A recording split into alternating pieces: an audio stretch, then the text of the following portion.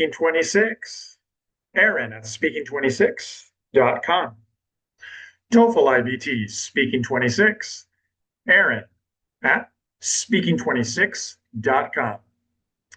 This advice is going to be about topic development from the scoring rubrics.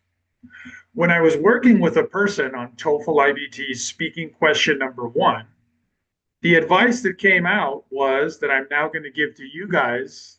The advice was to start letting more of yourself be shown.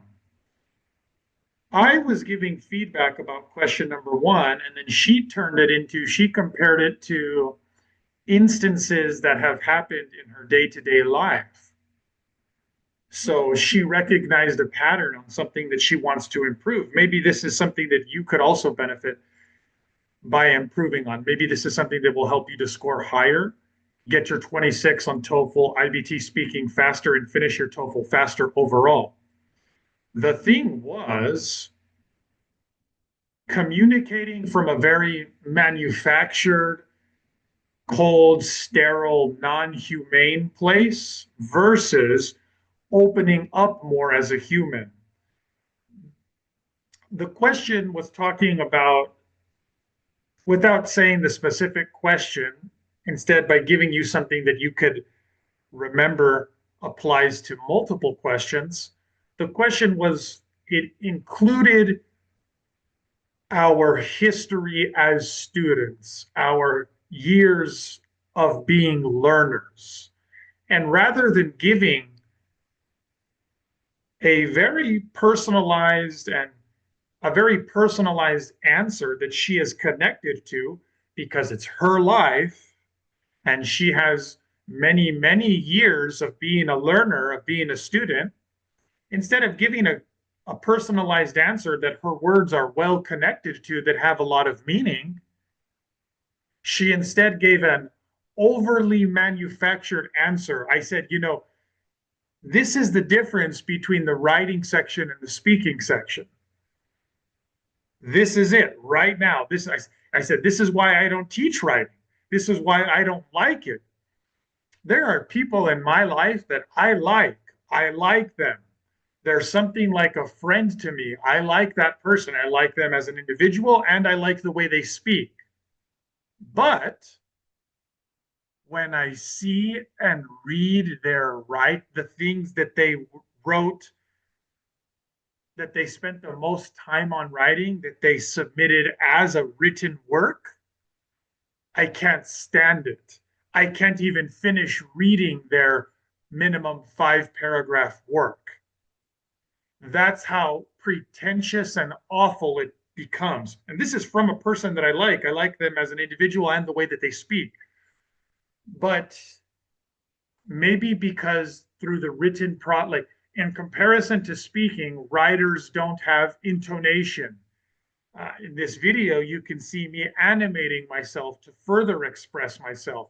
But if we're just talking about speaking, I have my intonation, my delivery. I can change my pace. I can change my volume. There's a lot of different things I can do to express myself more fully, more completely, in a more diversified way. I have more options. I have more tools in my tool chest. It's almost like sometimes it feels like the only tool that writers have is to use a rarer vocabulary word. Sometimes it's like they think that they have to make me Google a word, otherwise I'm not going to think they're smart. It's like sometimes they feel like they have to overcomplicate the sentence, otherwise they're not going to look smart.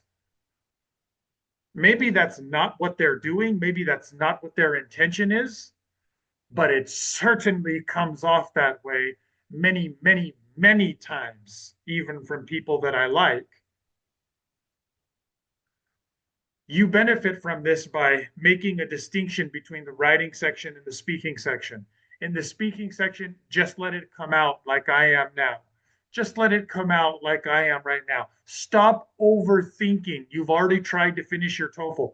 You've already tried to get 26 on speaking that way. By overthinking, by treating it with the by treating it with the same strategic approach that you have in the writing section with essays. Stop doing that.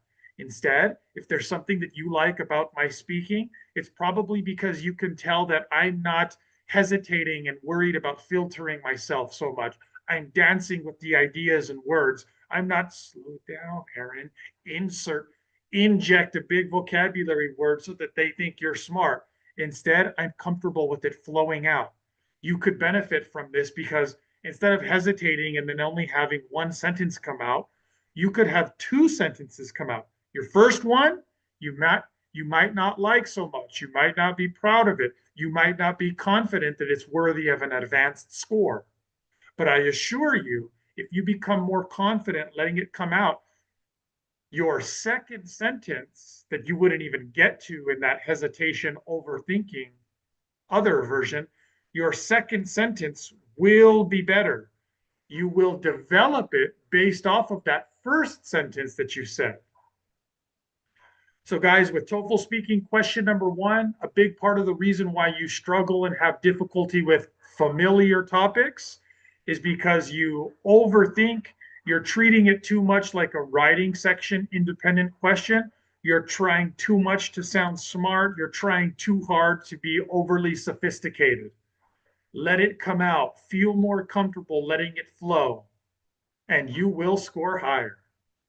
Use that advice to score higher and then tell me about it later. Aaron at Speaking 26